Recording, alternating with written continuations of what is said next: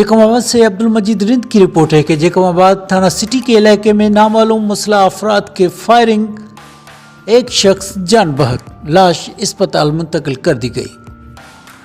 तफसील के मुताबिक आलमानी चौक पर नामालूम मुलजमान ने दुकान पर फायरिंग कर दी, जिसके नतीजे में दुकानदार अमान बिरोही मौके पर जान बहक, जबकि मुलजम बआसानी फरार हो गए।